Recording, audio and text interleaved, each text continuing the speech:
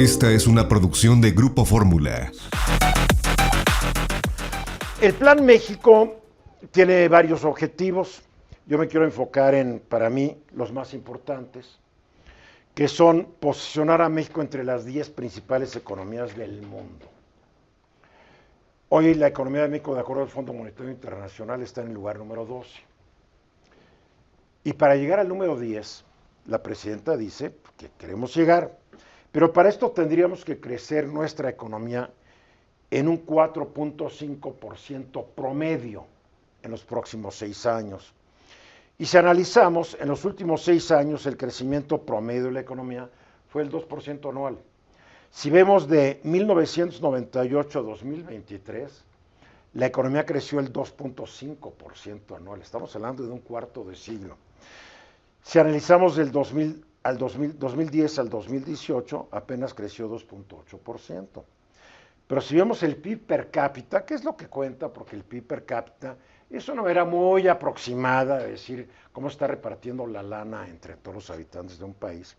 Del 98 al 2023 apenas creció 0.9% anual.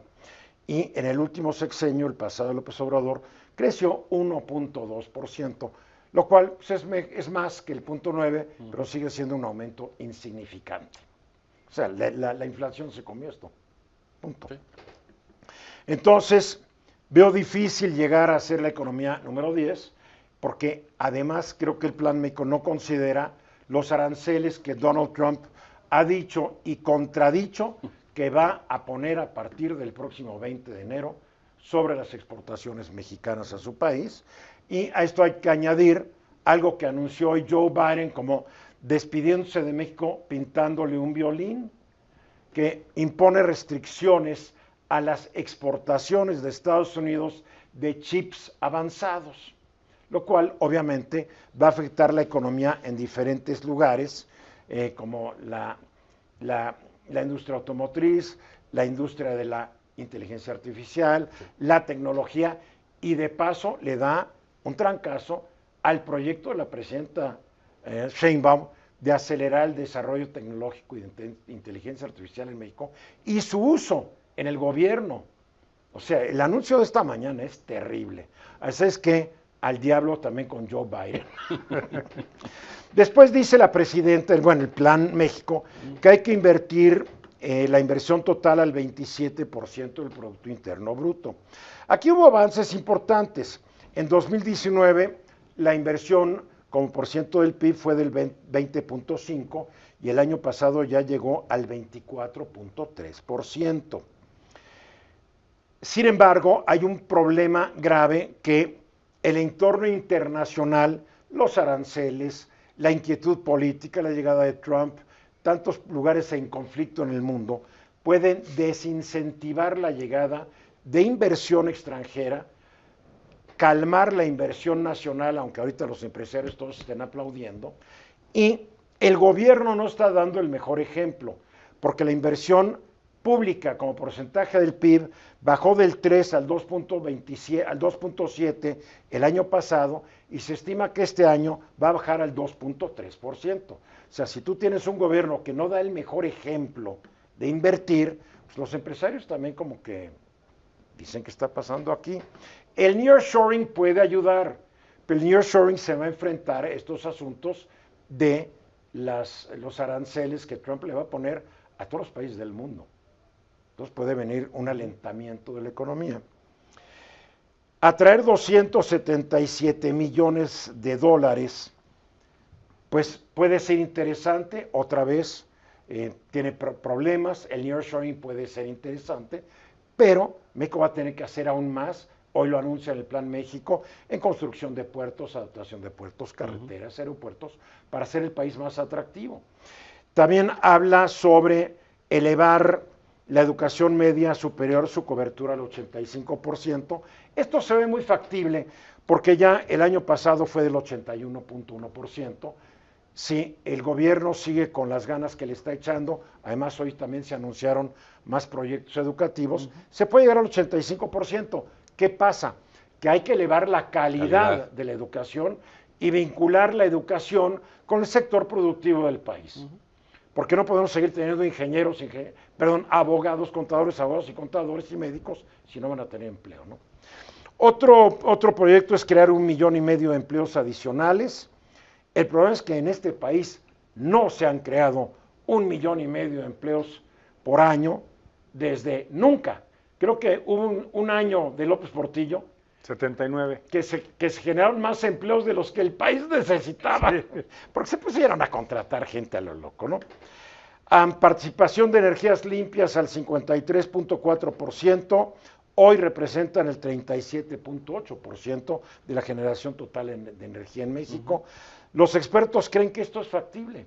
De aquí al 2030, sí se mantienen las inversiones y se facilita la inversión en estas áreas que casi religiosamente queremos que no entre el sector privado.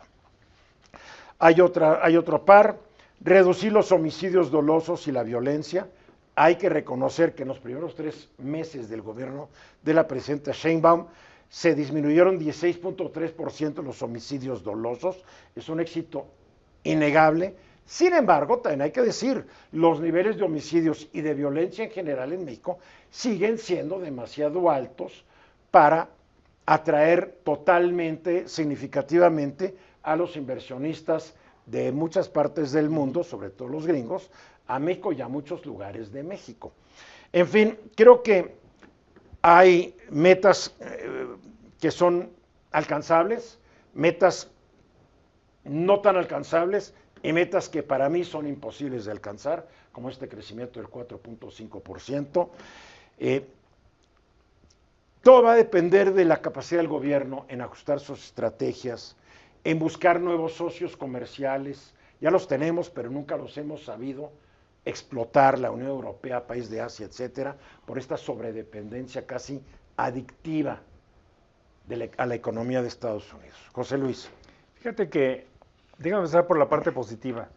Siempre es un riesgo para cualquier administración pública el ponerse metas, porque de hoy en adelante cualquier análisis va a ser en referencia a las metas. Y creo que en el Plan México es difícil no estar de acuerdo en los qués. Ah, claro, totalmente. Ahora, en las metas, una de las que yo veo... El qué y los porqués. El qué y el porqué, claro. Pero claro. El cómo. Hay una que yo agregaría a tu lista o lo complementaría, es llegar a tener inversión directa extranjera de 100,000 millones de dólares al año. Cuando está difícil, ¿verdad? Andamos sobre 50 y 60,000 millones, entonces crecerlo, la pregunta que nos haremos es, ¿cuáles son las mejores decisiones que puede hacer el gobierno para llegar a esos niveles de confianza y atraer esa inversión? ¿Y de dónde vas a traer? Europa está postrada, Alemania en recesión, Inglaterra está en depresión económica, ¿de dónde va a venir la lana, no? Guillermo, para concluir. A mí el que me llamó mucho la atención positivamente es el plan para el sector agropecuario. Del cual vamos a hablar ahorita, sí, ¿no? Por supuesto, porque me hace sentido en los qués y en los porqués. Hay algunas dudas, algunas preguntas que hay que dejar al aire porque tiene que ver con que si el gobierno va a poner todo el dinero o como antes van a hacer estos proyectos en los que el productor también pone una parte. Bueno, y regresando a lo que dijiste, José Luis, México, nuestros gobernantes sean de Morena, del PRI, del PAN. Cada año y cada sexenio nos presentan un cuadro de objetivos que creo que nunca se han cumplido, porque un gobierno tiene que ser optimista, tiene que tirar alto, retador, pero la función de nosotros no es decir qué mal está el gobierno, la función de nosotros es decir, a ver, ¿cómo están las realidades allá afuera? Porque México pertenece al planeta Tierra y la situación en el globo terráqueo no es la mejor, estuvo mejor después de la pandemia. El año pasado fue todavía un buen año a nivel global, pero el 2025 no pinta muy bien a nivel internacional. La llegada de Trump y las crisis en Europa están duras. Mensajes. Esta fue una producción de Grupo Fórmula. Encuentra más contenido como este en radioformula.mx.